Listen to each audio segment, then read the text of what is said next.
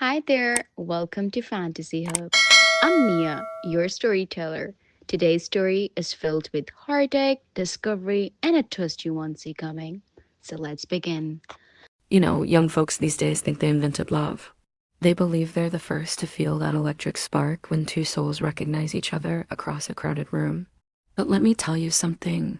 Chuckle softly. Love has been weaving its magic long before smartphones and dating apps. Sometimes the most beautiful stories unfold in the most unexpected places, like a dimly lit pool hall on a Tuesday night where the crack of billiard balls echoes like destiny calling. This story begins with Georgia Miller, 42 years old, standing alone at table 7 in Murphy's pool hall, chalking her cue with the practiced ease of someone who'd spent countless evenings here.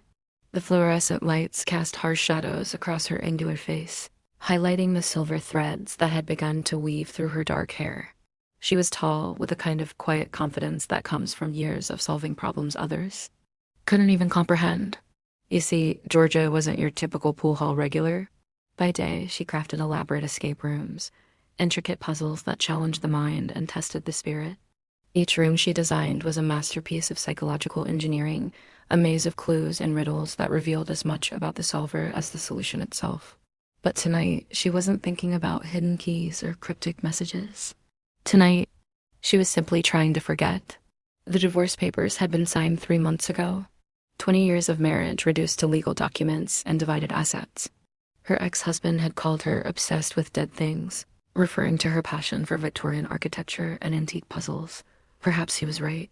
Perhaps she did find more comfort in the whispers of the past than the chaos of the present. As Georgia lined up her shot, the 8 ball sitting perfectly in her sights, the pool hall door chimed. She didn't look up, not at first. But something about the way the ambient noise shifted, the way conversation seemed to pause for just a heartbeat, made her glance toward the entrance. And there she was. Summer Jenkins looked nothing like she belonged in Murphy's pool hall. At 30, she possessed that rare combination of innocence and intelligence that made people stop and stare. Her auburn hair caught the neon beer sign's glow, creating a halo effect that seemed almost ethereal. She wore a simple sundress despite the October chill, and she clutched a small leather journal against her chest like a shield. Their eyes met. Across the smoke-hazed room, and Georgia felt something she hadn't experienced in years, genuine curiosity mixed with an inexplicable pull. Summer's gaze was direct but gentle, the kind that seemed to see through pretenses and straight to the soul. "Excuse me." Summer's voice was soft but carried clearly over the ambient noise as she approached Georgia's table. "I know this might sound strange, but are you Georgia Miller, the escape room designer?" Georgia straightened, surprised.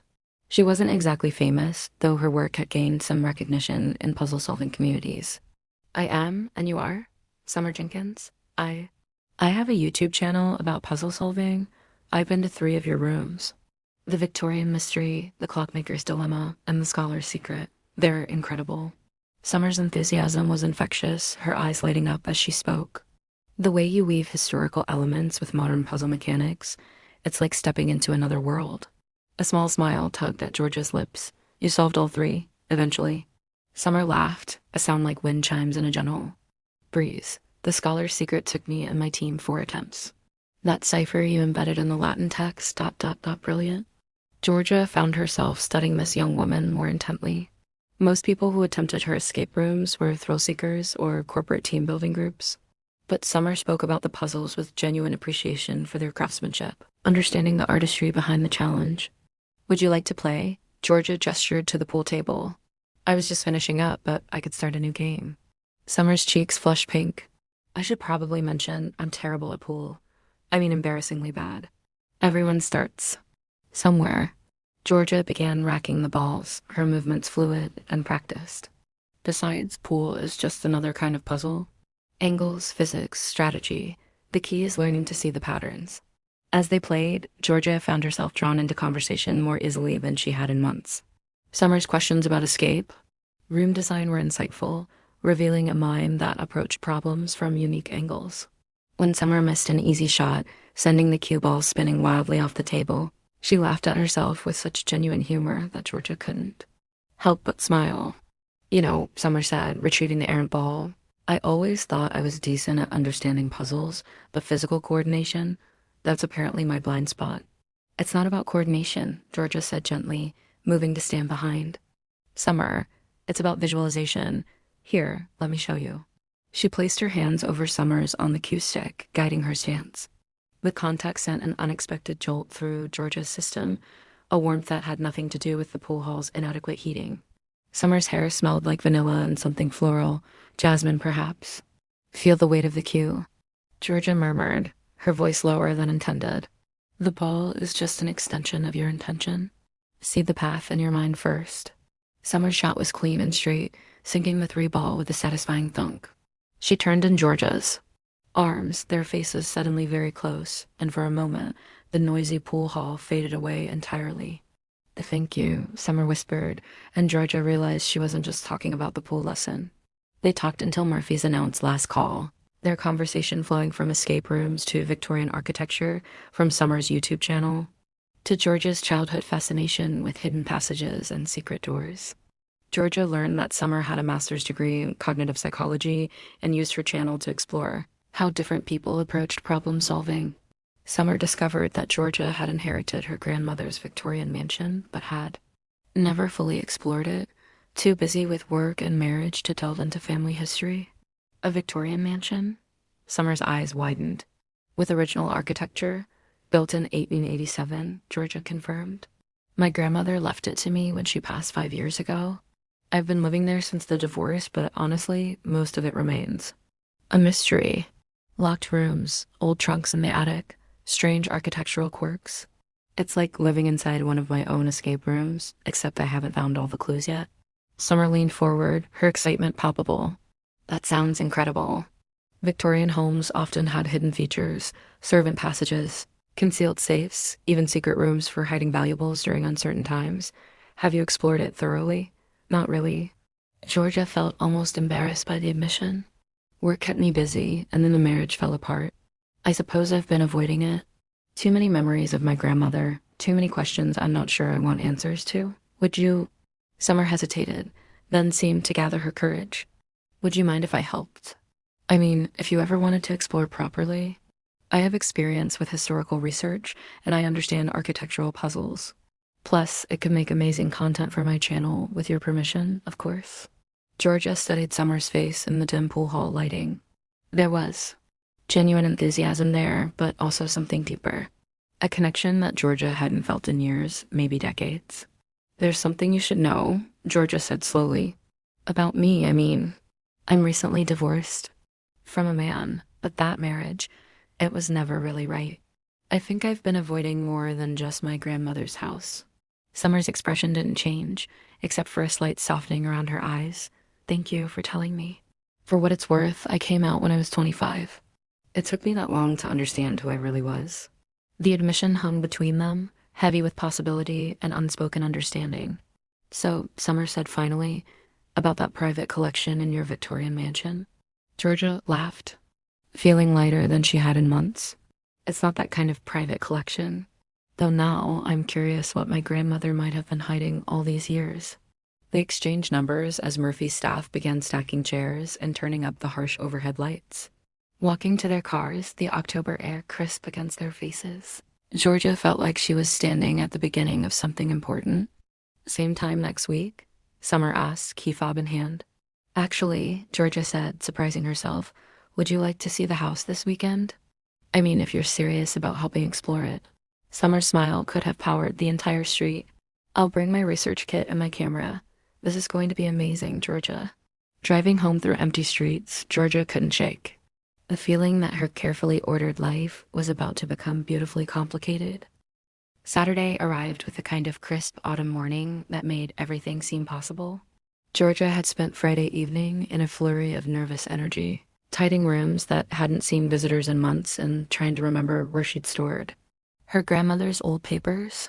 The Miller Victorian stood at the corner of Elm and 3rd Street, a 3-story monument to 19th century craftsmanship. Its gingerbread trim caught the morning light, casting intricate shadows across the wraparound. Porch. Gardens that had once been Georgia's grandmother's pride now grew wild and mysterious. Rose bushes climbing towards 2nd-story windows like something from a fairy tale. Summer arrived at 9 sharp, carrying a leather messenger bag and a professional-looking camera. She stood on the sidewalk for a full minute, just staring up at the house with the kind of wonder Georgia remembered feeling as a child. "Georgia, this is magnificent," Summer breathed as she climbed the porch steps. The Gothic revival elements, the original woodwork. It's like stepping back in time. Inside, the house revealed itself in layers. High ceilings with ornate molding, original hardwood floors that creaked with history, and windows that cast colored light through stained glass panels. Georgia led Summer through the main floor, pointing out features she'd never really examined closely: the unusual cabinet built into the dining room wall, the servant's bell system that still connected every room, the library with floor-to-ceiling, bookshelves, and a rolling ladder. "Your grandmother lived here alone?" Summer asked, running her fingers along the spine of a leather-bound volume. "For the last 30 years of her life, yes. My grandfather died when I was young. She was eccentric, I suppose. Always involved in women's organizations, charity work, community theater. She had friends over constantly for tea and planning meetings, but she was very private about family matters." Summer pulled out a slim volume titled Victorian Women's Societies of New England. "Look at this. It's inscribed: 'To Eleanor, with gratitude for your continued discretion and courage.' M's 1987. Georgia peered over Summer's shoulder, close enough to catch that vanilla and jasmine scent again. "Eleanor was my grandmother. I wonder who MS was. Let's find out." Summer's eyes sparkled with a thrill of discovery. "Where did you say those old trunks were?" The attic was accessed through a narrow staircase hidden behind what appeared to be a linen closet door. Georgia had discovered it by accident during her first week in the house, but the stairs were steep and the space above poorly lit. She climbed up once, seen boxes and trunks stacked everywhere, and promptly decided it was a project for another day. That other day had apparently arrived. With flashlights and a battery-powered lantern, they ascended into Georgia's family history. The attic was larger than Georgia remembered, spanning the entire length of the house. Dust motes danced in their light beams, and the air smelled of old wood and lavender sachets. "Look at this," Summer whispered, approaching an ornate steamer trunk covered in travel stickers from around the world. "Paris, London, Cairo. Your grandmother was well-traveled." Inside the trunk, they found photograph albums, correspondence, and carefully preserved documents. But it was a leather portfolio tied with ribbon that made Summer gasp. "Georgia, look at these photographs." The black and white images showed groups of women in settings that seemed deliberately obscured, meetings in what appeared to be the library downstairs, women embracing in tearful farewells, others arriving with suitcases at what was clearly the front door of this very house. 1962, Summer read from the back of one photo. "Safe passage for Margaret R. New identity secured." Another photo, dated 1978, Susan M. successfully relocated to Sister House in Portland. "Sister House?" Georgia murmured, studying the images. "Summer, what do you think this was?" Summer was quiet for a long moment, her fingers careful as she handled the fragile photographs. "I think your grandmother was running some kind of underground network. Look at the dates. These span decades. And the women in these photos. They look scared in the earlier pictures, but hopeful in the later ones." They found more evidence as they worked through the trunk. Letters of gratitude from women whose names were carefully obscured. Financial records showing regular payments to something called the Eleanor Foundation, and most intriguingly, architectural drawings of the house that showed rooms and passages that didn't match the current layout. "Georgia," Summer's voice was tight with excitement, "these drawings show a hidden room behind the library. And look, there's a passage that connects to the carriage house." Suddenly, the house's odd quirks made sense. The unusual cabinet in the dining room, the servant's bell system, the way certain rooms seemed smaller on the inside than they should be. It had all been designed for concealment and quick communication. "We have to find that hidden room," Georgia said, feeling a mixture of pride and amazement as she looked at her grandmother's legacy. "If these drawings are accurate, quotes downstairs in the library." They searched methodically. Summer approached it like one of Georgia's escape rooms, looking for the mechanism that would reveal the secret. Georgia found herself watching Summer work, admiring the focused intensity with which she approached the puzzle, the way her fingers traced architectural details with almost reverent care. "Here," Summer said suddenly. "This section of bookshelf? The proportions are wrong. It should extend further into the wall." She began removing books, looking for hidden switches or pressure points. Georgia joined her, and together they discovered that one particular leather volume didn't come free when pulled. Instead, it triggered a mechanism that caused an entire section of the bookshelf to pivot inward, revealing a narrow room beyond. The hidden chamber was small but complete, furnished with a desk, a comfortable chair, a small cot, and filing cabinets that lined one wall. A narrow window, concealed from outside by climbing ivy, provided natural light. But it was the wall, opposite the window, that took Georgia's breath away. Dozens of photographs covered the surface, all showing women who had clearly found safety and success after whatever crisis had brought them to Eleanor Miller's door. Happy families, graduation ceremonies, wedding pictures, business openings. A gallery of lives rebuilt and dreams achieved. In the center of the display was a handwritten note in Eleanor's careful script. Every woman deserves the chance to escape what threatens her and build the life she chooses. This work continues, as long as there is need. E.M. Summer wiped tears from her eyes as she read the note aloud. Georgia, your grandmother saved lives. For decades, she helped women escape dangerous situations, abusive marriages, probably, maybe stalkers or other threats. This house was a safe haven. Georgia stared at the photographs, recognizing her grandmother's handwriting on many of the backs. Success stories, updates on new lives, thank you notes from women who had found freedom through Eleanor's network. I never knew, Georgia whispered. She never said anything, never hinted ... She was protecting them, Summer said softly. And protecting you. This kind of work requires absolute secrecy. But look at this. She pointed to a more recent photograph dated just 6 years ago. She was still helping people right up until the end. In the filing cabinets, they found meticulous records. Eleanor had worked with a network of similar safe houses throughout New England, coordinating with lawyers, therapists, and other professionals to help women disappear from dangerous situations and start fresh. The operation had been funded by a combination of Eleanor's own resources and donations from previous clients who had prospered in their new lives. Georgia, Summer said, her voice careful and gentle, there are recent inquiries here. Letters from women asking for help, referrals from organizations that apparently didn't know Eleanor had passed away. This network, ... it's still needed. Georgia sank into Eleanor's desk chair, overwhelmed. I don't know the first thing about this kind of work. I design escape rooms, not real escapes.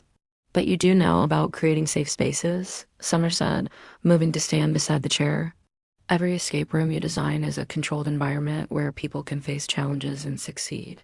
And you understand puzzles, logistics, planning. Those skills translate. Georgia looked up at Summer, seeing not just encouragement, but something deeper in her eyes. Are you suggesting I continue my grandmother's work? I'm suggesting we continue it, Summer said quietly. If you want to. My YouTube channel, my psychology background, my research skills, they could all be useful. And Georgia, I think I'm falling in love with you. With this house, with your grandmother's legacy, with the woman who inherited all of this and has the courage to carry it forward. The admission hung in the air between them, charged with possibility. Georgia stood slowly, her eyes never leaving Summer's face. I think I'm falling in love with you too, Georgia said. But Summer, this work, it could be dangerous. It would require secrecy, careful planning, absolute discretion. Are you sure you want to be involved in something like this? Summer's answer was to step closer, close enough that Georgia could see the flecks of gold in her green eyes. Georgia, I've spent my whole life solving puzzles and helping people understand how their minds work. What your grandmother did, what we could do, it's like the ultimate puzzle. How do you help someone disappear safely? How do you build a new identity? How do you create a network that can't be traced or compromised? It's challenging and meaningful and necessary. Georgia reached up to touch Summer's face, her thumb tracing the line of her cheekbone. And us? How do we navigate a relationship while building something like this? Very carefully, Summer whispered, leaning into the touch. And with complete honesty with each other. Their first kiss happened in Eleanor's secret room, surrounded by the evidence of decades of quiet heroism. It was soft and tentative at first, then deeper as they realized this connection was real and mutual and worth the complications it would bring. When they finally broke apart, Georgia rested her forehead against Summer's. So we're really doing this, all of it, if you want to. The network, the house, us ... all of it. Georgia looked around the hidden room, thinking about her grandmother's legacy and the woman who had walked into her life just when she needed her most. I want to. God help me, I want all of it. The next 6 months transformed both their lives in ways neither had anticipated. Summer moved into the Victorian gradually, first spending weekends helping Georgia organize Eleanor's files and understand the scope of the network, then staying longer and longer until her apartment sat mostly empty. They worked methodically, through Eleanor's records, reaching out to contacts who were still active, learning about current needs and challenges facing women trying to escape dangerous situations. Georgia discovered that her grandmother had been remarkably thorough. The network included safe houses in 12 states, relationships with sympathetic law enforcement officers, and a sophisticated system for creating new identities and employment opportunities. Summer's psychology background proved invaluable as they developed protocols for helping women heal from trauma while planning their new lives. Her YouTube channel evolved too, focusing more on problem-solving strategies and critical thinking skills. Content that seemed innocuous but actually provided valuable lessons for anyone needing to disappear or start over. Georgia found that designing escape routes for real people was both more challenging and more rewarding than creating fictional puzzles. Each case required careful analysis of individual circumstances, creative solutions to unique problems, and meticulous attention to security details. Their first successful case came in February. A woman named Maria had been referred by one of Eleanor's former contacts, a therapist in Boston who still quietly made referrals to the network. Maria's ex-husband had been stalking her for 2 years, violating restraining orders and making credible threats against her and her young daughter. Working together, Georgia and Summer developed an elaborate plan that allowed Maria and her daughter to disappear during a routine grocery shopping trip, emerge with new identities in a small Oregon town, and start fresh with jobs and housing already arranged through network contacts. When they received Maria's first letter from her new life, a photo of her daughter's first day at a new school, both of them smiling and safe, Georgia understood why her grandmother had dedicated her life to this work. But success brought its own challenges.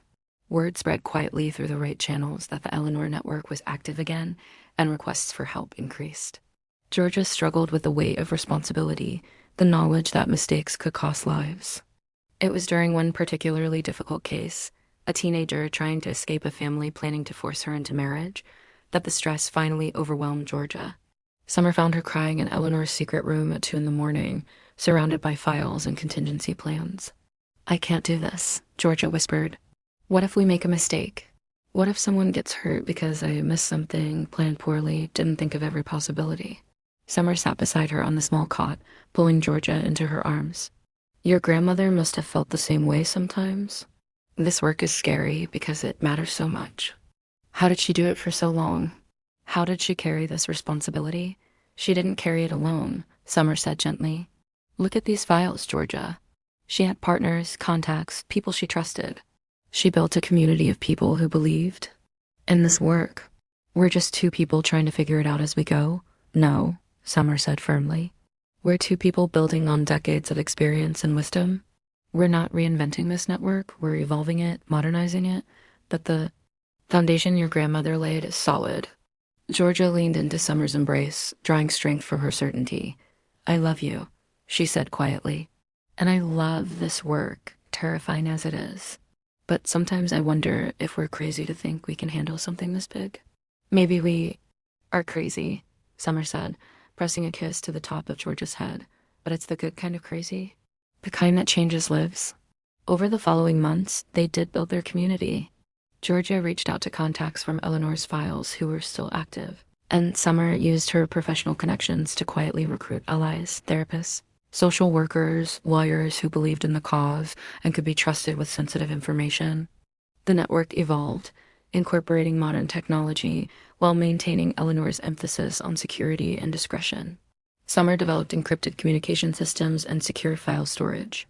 Georgia created new protocols for vetting both clients and helpers, ensuring the network's integrity while expanding its reach. Their relationship evolved too, deepening as they worked together toward common goals.